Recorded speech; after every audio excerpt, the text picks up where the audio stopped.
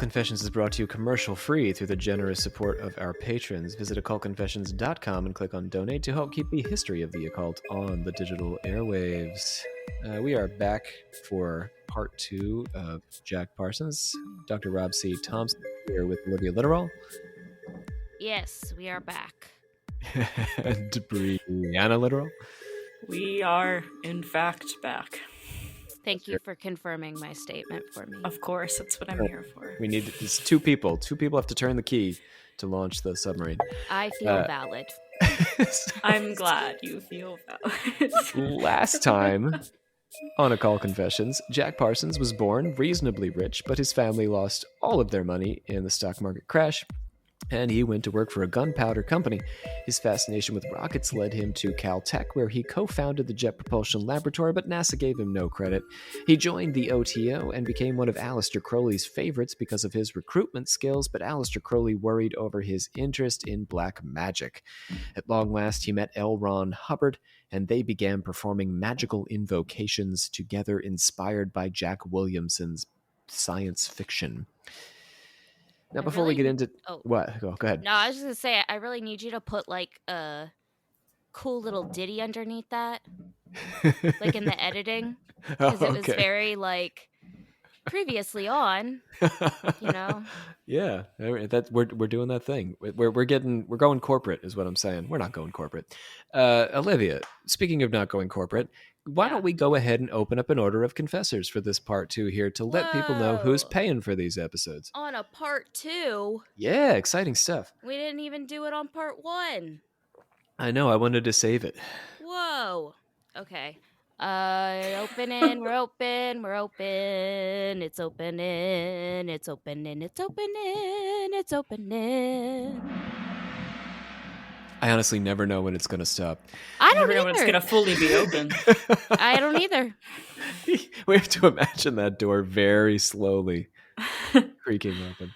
Yeah. All right. Here's the people who pay for the show. It is absolutely 100% true that we are not going corporate. We do not have sponsors. We have never had sponsors, and I am more or less completely committed to never having sponsors because the show is supported by patrons. We're basically a nonprofit event. So let's talk about the patrons who have joined us recently.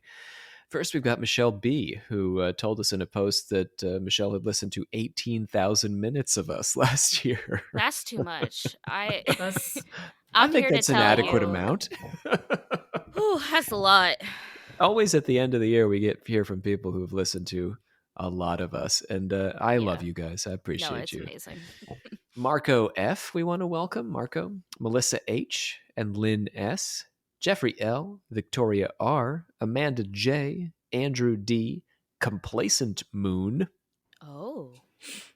And we got a pledge bump from Brian D. And congrats to Brian D. on the job appointment there. Seeking Soul 33 laughed hard at Olivia's misunderstanding of Charles Ledbetter's accusations against black magicians. No, oh my God.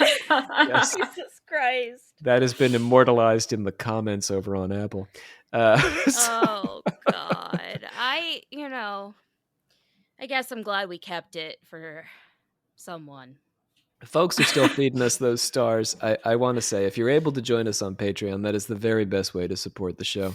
But if you are not able to join us on Patreon, saying some kind words on any of the platforms that you're listening to us or sharing us with your friends is important. We are a show that must continue to grow, to live. And we have been very fortunate to be growing every single year that we have been doing this. We are not really in our 6th year. We've been podcasting.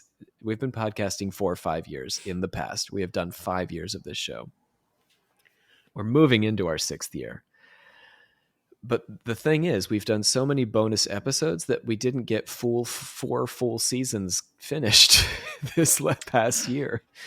Yeah. So this is our 4th season of year 5, but it's year 6. Like, it's too late. We're well into year 6 because we launched on Valentine's Day. So, right. I mean, I don't know. I'm sharing this in part because the reason we do all the bonus content and add all these episodes, which end up pushing back our seasons, is because we are supported. It encourages us to go the extra mile, come up with these new episodes, the interviews, and all that cool stuff that we add to the channel. and then apparently we get pushed back in our schedule. It's worth it. Yeah, 5 years our patrons have kept us going. I don't know. There's so many things I could say about that. I want to get back to Jack Parsons. That's what we're looking forward to. But we are maybe the loudest voice in occultism on podcasting. It's possible. The loudest serious voice, maybe. And by that I mean we have the largest audience of serious thinkers on topics occult. I think that's a reasonable thing to say at this point. And that's a big responsibility. And the reason we've managed to keep doing this is because that audience has grown and grown and grown. I am not the kind of person who is self-deluded. I've been creating art and making shows and writing things for my whole adult life. And I know when nobody's reading what I'm writing, and I know when nobody's listening, and I know when nobody's watching, and I quit and do something else.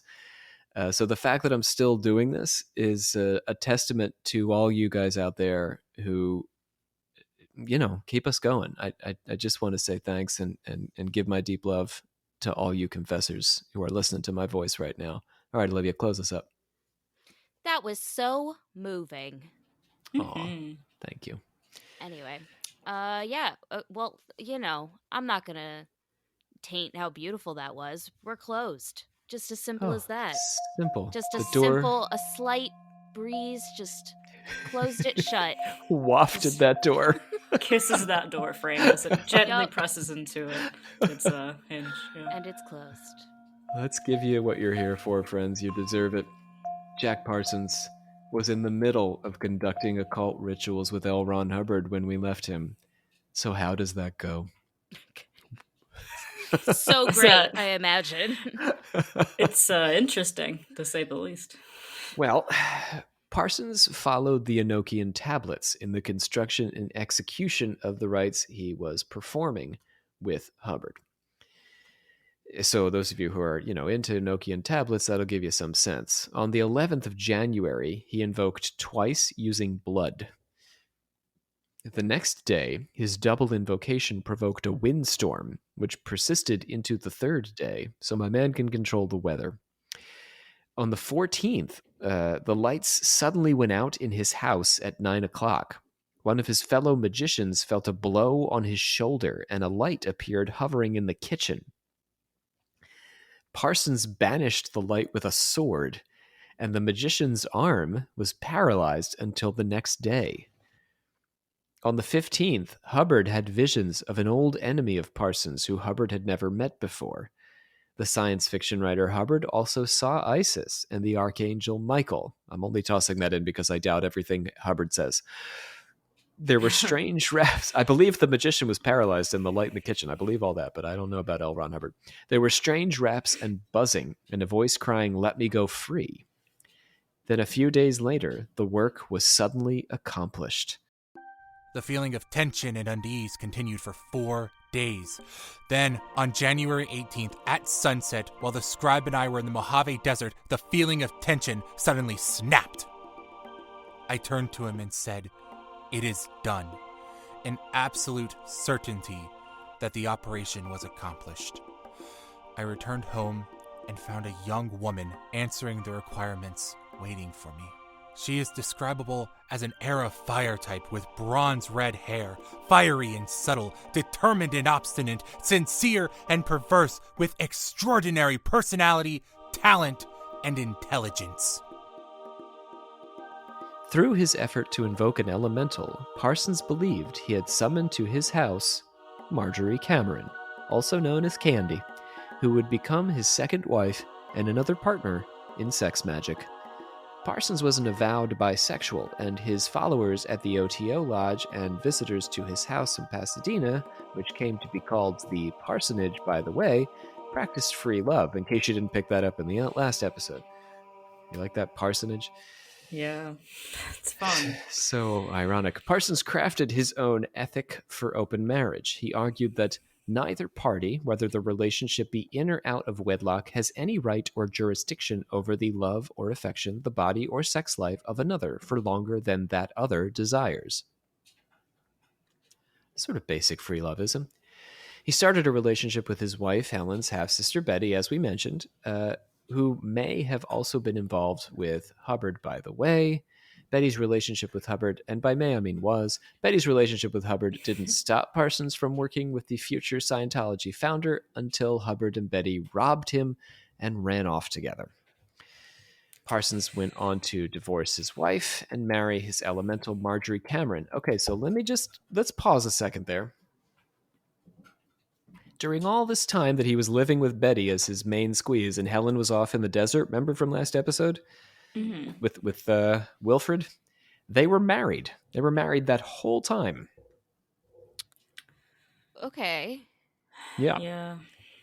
Until, his whole relationship with Betty was during his marriage to Helen, her sister. It wasn't until he met Marjorie Cameron that he divorced Helen.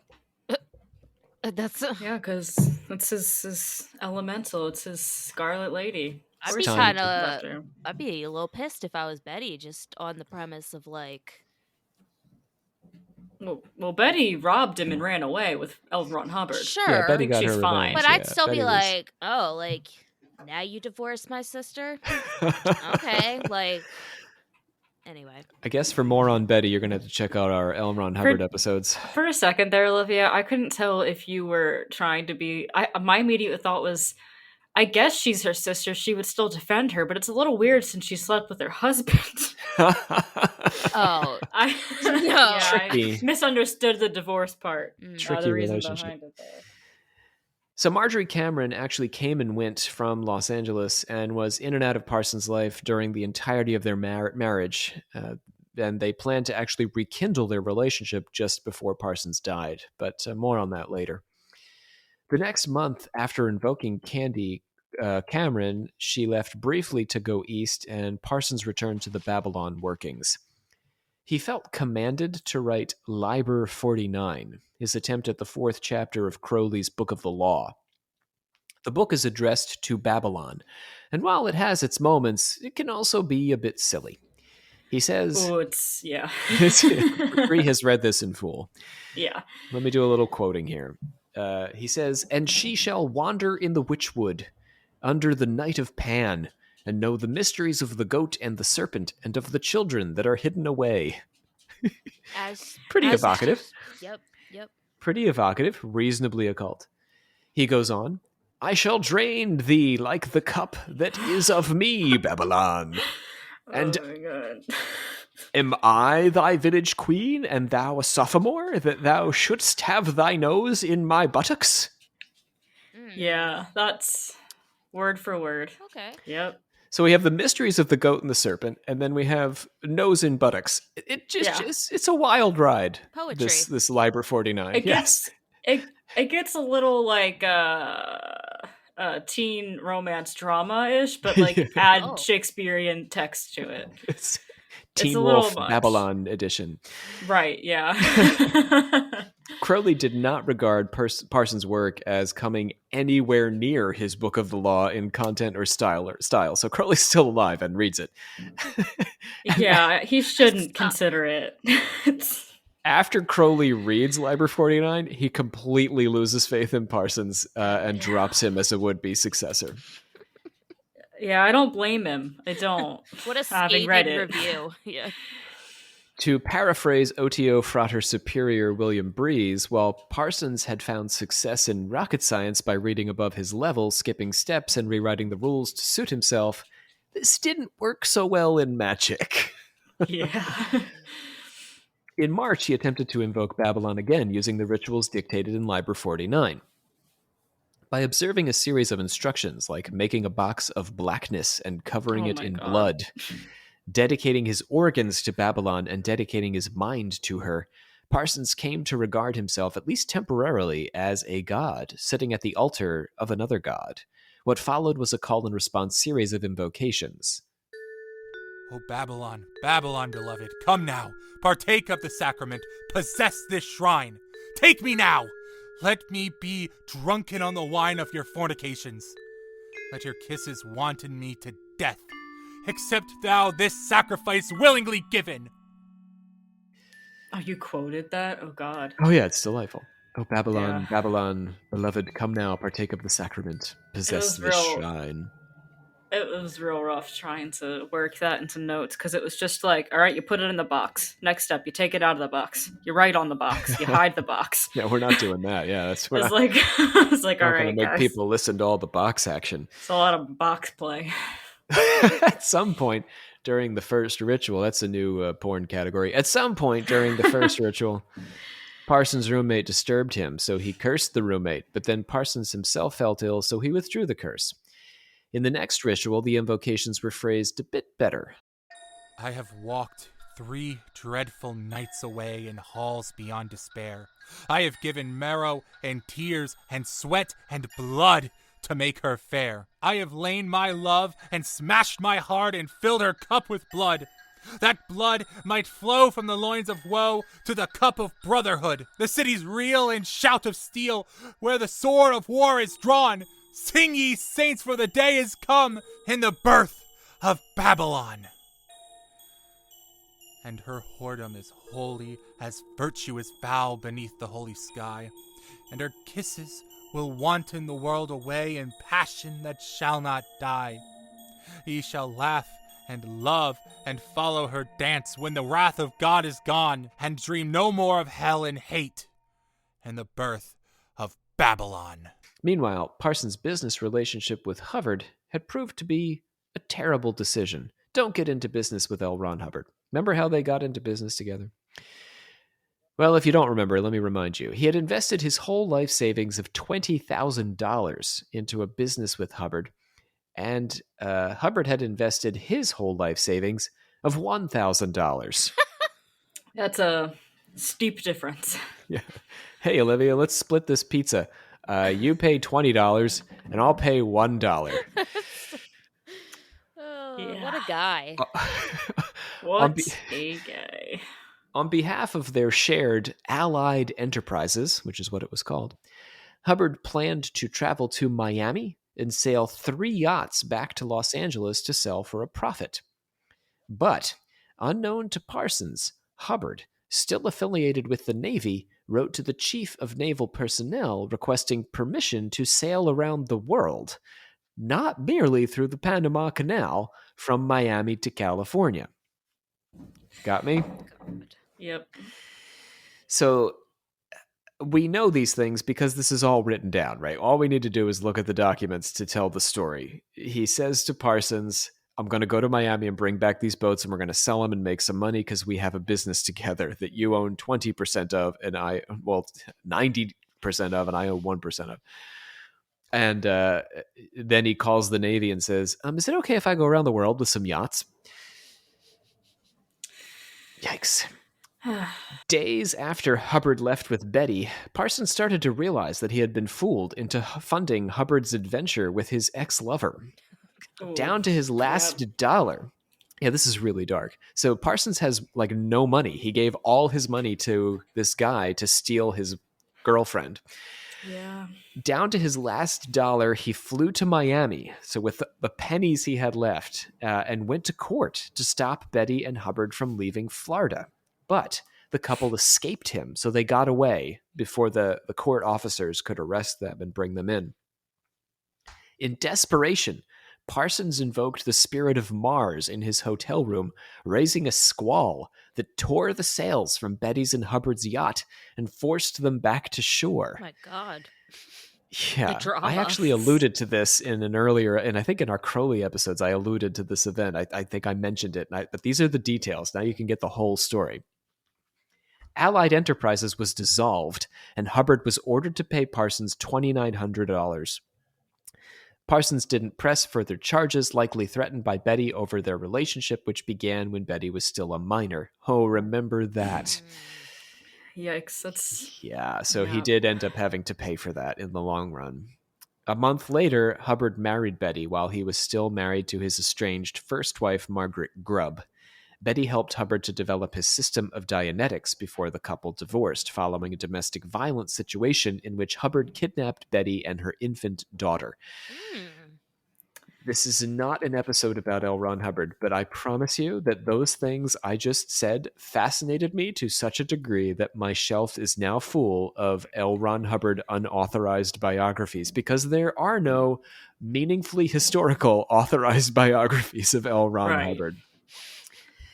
And they aren't actually easy to get a hold of. Some of them were a little bit difficult for me to find. But yeah, I'm ready to do this for you guys. So sign up for Patreon for as little as $2 a month. Anyhow, Parsons sold the mansion in Orange Grove and in 1946 resigned as head of the lodge. In October, he married Cameron and began selling his collection of Crowley and occult texts. He got a job at North American Aviation and moved with Cameron to Manhattan Beach. The Red Scare at this time was gathering steam, and Frank Molina, his old partner with the Jet Propulsion Laboratory, had had some affinity with communist groups and was forced to move to Paris and take a job with UNESCO. So now none of the original crew is in the Jet Propulsion Laboratory. Although Parsons had never joined the Communist Party, his security clearance was revoked and he was suspended from his job just for being near Molina.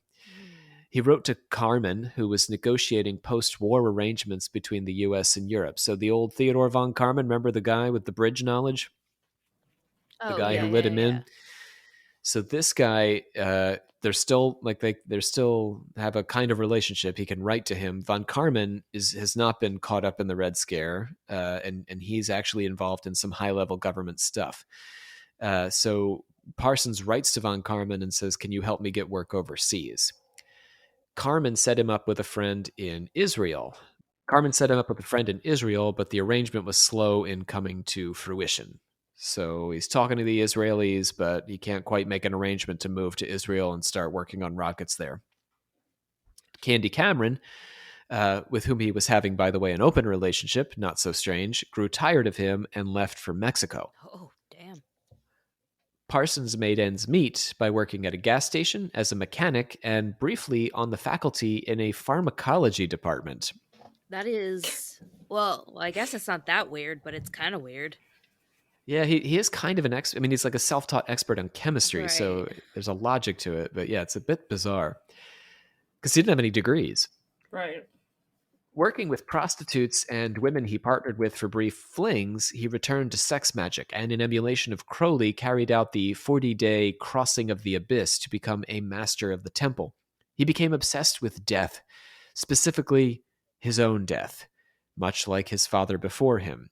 I'm going to call you back to that first episode. It was at the very beginning of the episode.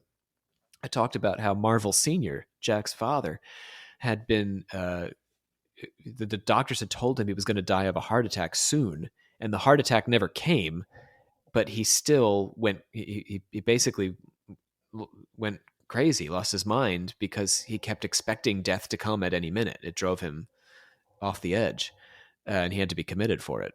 So Parsons sort of has the same tendency.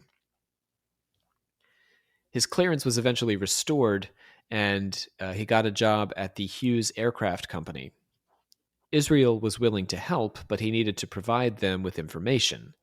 Parsons filed for divorce from Cameron, now deeply estranged from him, and she was carrying on affairs in Mexico with men and women and bullfighters, who I guess are mostly men, but, you know, there could be women bullfighters. In Mexico, that's the third gender. Around this time... bullfighters. Around this, I don't know why I wrote it that way. Men, women, and bullfighters. Because bullfighters are cool.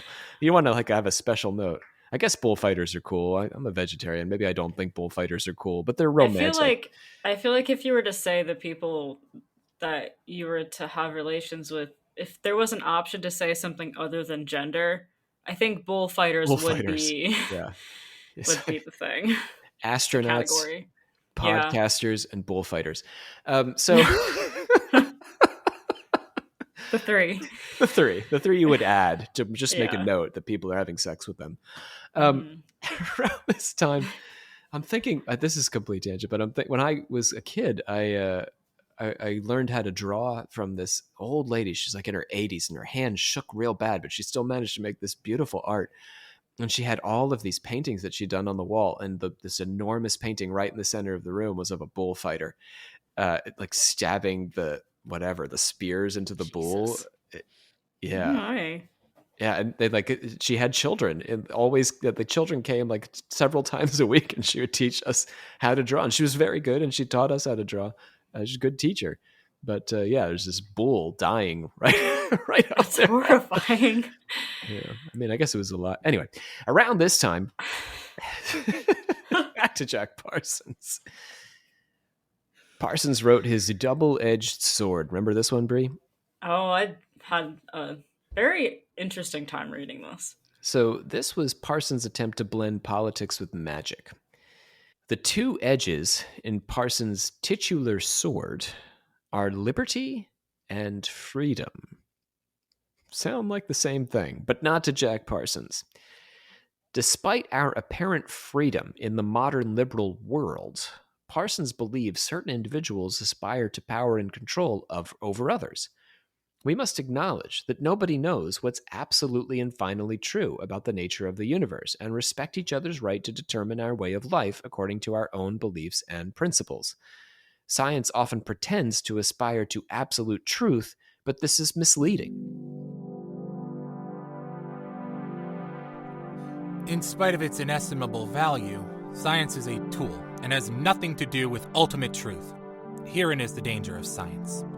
As a tool, it is so valuable, so useful, and so irresistible that we incline to regard it as the arbiter of the absolute, giving final and irrefutable pronouncement on all things.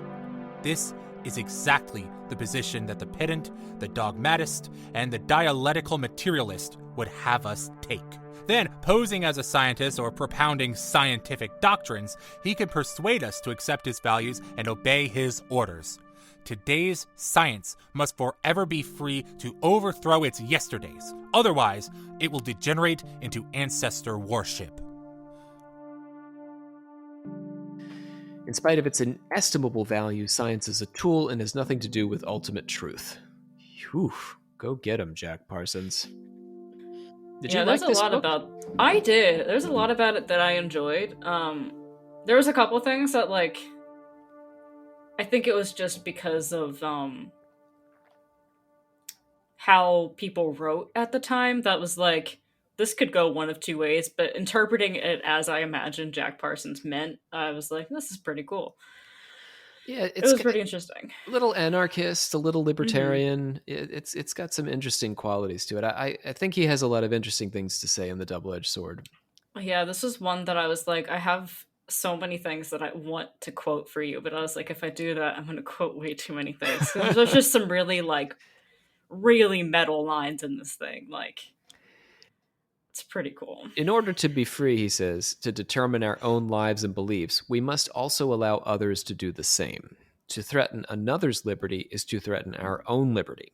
When we give ourselves permission to violate another's freedom, as in a dictator, our ego invokes higher principles which are necessarily a self-deception and make the dictator a victim of his own ideology. There's a kind of existentialism in this. Mm-hmm. In the United States, the right to bear arms implies not only a right but a responsibility to defend our rights against aggressors. Both the far right and the far left should keep Parsons' words in mind when they seek to ban books, curtail public education, or cancel speakers they disagree with. While I'm not as enthusiastic as Parsons about guns, I do absolutely agree with his perspective on speech. Freedom is a two-edged sword. He who believes that the absolute rightness of his belief is an authority to suppress the rights and opinions of his fellows cannot be a liberal. Liberalism cannot exist where it violates its own principles. It cannot exist where the emergency monger or the utopia salesman can obtain a suspension of rights, whether temporary or permanent. Liberty cannot be suppressed in order to defend liberalism. Mm-hmm. Damn right, Jack Parsons. He's going to naturally extend this philosophy to sex. Organized religion, specifically Christianity, has been engaged in the project of limiting individual sexual freedom for centuries. We must not only have freedom of religion, he says, but freedom of sex. It was pretty cool. Some of it wasn't as like it was much more mature than what he kind of presented in a lot of his occult works, I would think, towards women. He's getting a bit older. Yeah. You mean like women are becoming less of a magical on a pedestal? Well, I don't know that necessarily it's not on a pedestal, because he still holds women in a very high regard in this book, or this book. But I think it's more so the way he talks about it. There's much more of a mature tone to it than how he would talk about it in his like ritual writings. A lot of it would kind of come off as like immature, still like respectful of like the woman and stuff, but like the wording was just much more eloquent, I think, in some parts than if you're going to read some Parsons, I would start here. Yeah, right? Definitely. So, double-edged sword. So the beliefs that the human body is obscene, that sex is indecent, that the woman has been corrupted by original sin, these are all superstition. Taboos against premarital sex and contraceptives, and the idea that sexual experimentation is bad for marriages, which are made healthier, by the way, when the parties concerned don't resort to this ignorance and prudery. So the idea that all these things make marriage bad, he's saying this a little bit backwards. The couple should not assert any right or jurisdiction over each other any longer than both people want to share their love, affection, and sexual intimacy exclusively. Getting back to all his open relationships. We should not view ourselves as separate from nature, he says, but rather as integrated, a part of it. We are made from the nova by way of the sun, and built from the air, the rock, and the sea, animated by the primordial fire of life. There are filaments in our consciousness that reach back to the first ancestor and extend to all other men and all other life with which we share a common creation and a common destiny. Religion is often an effort to restrict aspects of the self in order to achieve a higher state of being, but the true path to spiritual enlightenment is opening the self up to all of the universe. The best path is an open one, where the traveler doesn't overindulge but also doesn't restrict the self. This is the path to knowing oneself, and through knowing one's highest self, to knowing God. If we wish to identify with a greater power, let us seek union with ourselves, our total self, raised to its highest potential of wisdom, knowledge, and experience. If we wish to unite with the universe, let us court the whole of nature, all experience, all truth, and the splendor of the awesome cosmos itself. For out there lies the great campaign that comes first and last, the ultimate adventure of the individual into himself. Getting back to his larger vision with the Babylon workings, Parsons asserts that the subjugation of women by men, so Bree was just talking about this, has been a tremendous blunder. Patriarchal religions and governments followed that followed this practice were monstrosities, privileging the intellect over the emotions. Now, Parsons is essentializing gender here, but his point about women's place in society is well taken. So he's essentially equating women with emotional qualities and men with intellectual qualities, and arguing that, I guess, the rise of science and all these things and the downplaying of intuition and emotion reflect a patriarchy. It's, by the way, like that's a 1980s feminist argument. It's no longer an argument today, but it would not be unusual for a feminist in the 80s to be arguing that this is true, that these qualities of woman are what we repress. But when we de-essentialize gender, we could argue that these qualities are what we repress in all of us, regardless of our sex, gender, whatever. Right. And what he's saying about the patriarchy is, of course, like we just know that's true today. There was an earlier, more perfect time, he says, when women were treated as equals, and society must strive to recapture that moment. In the domestic sphere, a woman can begin to remedy this by seeking a partner who will live with her as an equal. Parsons imagines Babylon once more rising to lead womankind out of her debasement. She will be lustful and proud, subtle and deadly forthright, and invincible as a naked blade. Women will respond to her war cry, throwing off their chains. Men will respond to her challenge, forsaking foolish ways. She will shine as the ruddy evening star in the lurid sunset of Götterdammerung. She will shine again as a morning star when the night has passed and a new dawn breaks over the garden of Pan. All right. It's time to get to the end game here, friends. So it's going to take a turn. It's been fun enjoying Jack Parsons' occult thoughts and all that good stuff. But yeah, it's come to that time. We've done 1.5 episodes here. So Parsons' secretary called the authorities when he asked to have some documents retyped about the budgeting for a rocketry facility. Documents he intended to share with Israel. So he's working at this company, and Israel says, hey, could you tell us more about some things you know about rocketry? And what he knows is filed away and is part of this company's files. So he sort of lazily says to his secretary, can you get this for me? The FBI swooped in, and Parsons was once again cut off from the profession he loved. His job at Hughes and the opportunity in Israel were snatched away all at once. You see, he couldn't get the documents to please the Israelis, and now the Hughes company is not going to employ him anymore because he was going to share their secrets with Israel, even though their secrets were in part based on his own research. But Candy Cameron returned and reconciled with him, so there's good news for Jack Parsons. She's back. Candy's back, so things are going poorly in the rocket world, but it's Candy, guys. And they called off their divorce. You gonna sing about Candy? I was just gonna, throw an "I want Candy" in there, but you don't have to want her because you've got her, and she doesn't want to divorce you. Back. Parsons began to imagine a new religion that he called the witchcraft, blending Crowley's Thelema with his own Babylonian lore. Wait a minute, hold on. He wanted to call it the witchcraft. He wanted to call it words that already existed. Well, I mean, you got to remember Jack Williamson's book, where there was a secret cult of witches. Okay, sure, but I mean, in theory, Gerald Gardner called his stuff Wicca. That's a little bit more like... And Doreen Valiente, I'll be fair. They called it Wicca. They didn't call it the witchcraft. I just think that's a little bit more... No, I'm saying... I just think that's a little bit more like... I don't know. You'd like a more creative name. Like if we had just called this the occult stuff. Yeah.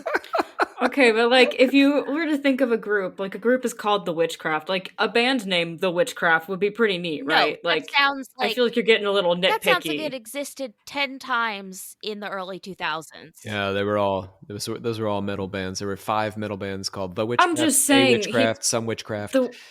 He could have picked something worse. He could have just said the man's witches. An author, for God's sake. That's all I'm saying. Oh my goodness. He does write, that's true. So he took a job at the Burmite Powder Company making explosives for movies, moving on from the witchcraft. Specifically, he was making miniature charges called squibs that made it look like someone had been shot. It's kind of cool. Yeah. So when you're watching a Western movie and there's that little bit of powder that comes off when they get shot. That's cool. It's a squib. But he was not content with this life, and he and Cameron planned to leave for Mexico to start over. He was storing chemicals at the Special Effects Corporation's facility, but they asked him to remove them. Probably because... I actually don't know the exact reason. There are reasons for this. It might have been storage. It was also dangerous, these chemicals, because they're explosive when they're put together. Right. So the corporation had been letting him store the chemicals in their big warehouse, but then they said, you've got to get these out of here. Okay. So it's Jack Parsons, who used to do experiments on his porch, remember? Right. So he's not going to, find a safe place to put them. He's going to bring them back to the laundry room of the house he'd been sharing with his wife. Oh, okay. Yeah. The Burmite Powder Company reached out with one last rush request for an explosive effect before he left. He was mixing chemicals with a tin can, since his beakers and test tubes had all been packed away. He was leaving for Mexico, remember. It was the 17th of June, 1952. Ed Foreman, who knew Parsons better than anyone, imagined that Parsons, who was often very sweaty, accidentally dropped the tin he was working with, although no one knows for sure what happened. All we know is that suddenly there was an explosion. All of his limbs were broken, his right forearm was destroyed, and a hole was torn in his face. He was declared dead at the Huntington Memorial Hospital 37 minutes later. His mother, Ruth, despondent over the loss of her son, took a handful of pills, committing suicide immediately after learning of her son's death. Oh, no. Yeah. Damn. On a night drive through the desert 2 years later, his lifelong friend Foreman thought he felt Parsons' spirit in the seat behind him. The pair had agreed to try and contact each other through some sort of seance, depending on which one died first. On the desert drive, neither of them spoke, and Foreman swore never to try to contact Jack Parsons again. Whoa. Final thoughts on the life of Jack Parsons? One, I just realized I need to hit up Leslie and be like, hey, we need to make a pact to do a seance for whichever one of us dies first, but It's like a Houdini thing to do. I think it was him and his wife or something yeah, said they would like, try to. I definitely gotta get that on the books. But also sad. What a sad end. Well, I have an even sadder note to add to that, because when I was reading what you gave me, Rob, another note on the death was like after he died, then the mother died, and then because I guess since Cameron and him were trying to like reconcile and like we're doing better again, she basically plunged into like an agonizing grief, and people said that she never like recovered from it. Yeah, I From what wouldn't I be read. surprised. Yeah. Such a strong personality. I mean, what an immense hole that would leave in your life if you were the kind of person who was on good terms with him. I mean, I'm sure Ed Foreman, I don't think Ed Foreman was despondent. I'm sure he was very sad to lose Parsons and very shocked by it, but it seems like Ed Foreman soldiered on in his way. But certainly he was very preoccupied with this loss of his good friend. What and was it's he? such like a sudden and horrific death too. And he was what, like 38 years old? Yeah, he wasn't even 40. Yeah, a young man, a lot of good years left in him. Who knows what he could have accomplished? And he also, like, I feel like we talk a lot about people that did objectively, like, maybe not so good things, but he didn't really do anything that bad, right? No, he got a little like, weird. He got weird, for but the most not part. like. But like for the most part, he Yeah. in his weirdness was really trying to put good things into the world makes it and sadder. make things better. Yeah. He had a feminist aesthetic, right, Brie? I mean, before his time in terms of a feminist aesthetic, early 20th century feminist aesthetic. So, we got to champion that. That's super cool. Yeah. He was a self-taught man, pretty amazing. He taught himself how to make rockets, Probably one of the hardest things you could even learn from somebody who knows what they're doing. He taught himself at a time when nobody was doing it. Like, he managed to both impress Aleister Crowley and piss him off. I'm really impressed by that. I'm impressed by that. Yeah. I mean, I guess Crowley was a volatile guy, but maybe the trick is ever being on Crowley's good side. That may be what he really pulled off there, was ever getting Crowley to like him. It's just an amazing and unusual life, and the cross section with all these incredible and far more problematic characters like Hubbard and Crowley but yeah, Crowley and Hubbard, they don't leave their stain on him, right, Brie? I mean, wouldn't you say, having read him, that these guys had woman issues? It's fair to say. And yet Parsons didn't. He was so the opposite of every... Like, I honestly, it's surprising to me when reading it that he even did work with them based on, how much of a respect he actually had for women and how much he valued them in society, in like politics, and also in magic. Like, he actually valued them as their own individual in all of those things. I'm going to talk out of turn a little bit just because I can't, I haven't committed to memory Crowley, but I think if you don't know about his personal life, it's possible to read into Crowley a variety of different kinds of politics. Every man and woman is a star, He doesn't say every man is a star. Every man and woman is a star. So there's a kind of gender neutrality to Crowley, but yeah, when you know what, if Jack Parsons didn't know what was happening in Italy and stuff, and that was in the past. Crowley was an old man. Like, Crowley was at the end of his life, but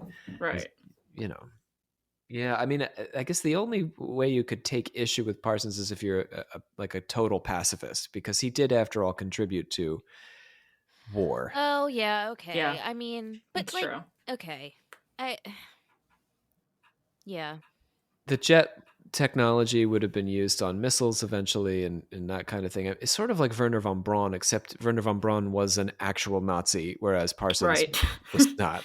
Parsons was lucky enough to be born in the United States, I guess, so he was always on the morally righteous side of that equation. But yeah, I mean, the dream for Werner von Braun and Parsons, there's a similarity there that they always sort of, I think, were dreaming of the rocket to the moon, and all that war stuff was kind of just like crap they did along the way to get people to keep paying for it. Right, how they could get there. Yeah. I think the real inspiration with Parsons is how big he dreamed. Like, he didn't just want to marry a lady, he wanted to marry the elemental incarnation, Yeah, he really wanted the most out of the woman he married. He didn't want to just build a cool thing. He wanted to build a thing that went to the moon, like someplace no one had ever been before. He wanted to make science fiction come to life. Yeah. A very like pure thinker in a way, and just an inspirational character. Alrighty, I guess let's bring it on home. Oh, we're doing this now? Okay, we're doing this. This is the hereby time. adjourn and declare close this meeting of the Secret Order of Alchemical Actors till such a time as we get together and do it again. So we want to thank Brandon Walls, who our Silver-Tongued Shadow, provided the voice of Jack Parsons this day. I am joined at the microphone by Olivia Litterall, our Grandmaster. I'm sorry that I started this journey hungry. I'm also sorry That's ages that ago. It's been weeks I taught Rob about the bag thing. What else do I need to apologize for on this episode? Is that it? Yeah, that's probably good. Okay, great. Yeah. Yep. But it's been 2 weeks. This episode is part 2, so it's been weeks since you were hungry. I've had 2 weeks to reflect on my hunger and the things I said when I was hungry. Yeah. Well, they've been recorded for all time. Bree Litterall is our metallurgic prophet. Bye, guys. I would say dream as big as Parsons if you can without hurting yourself or others. Yeah, that's the trick. That was pretty optimistic for you. Thanks.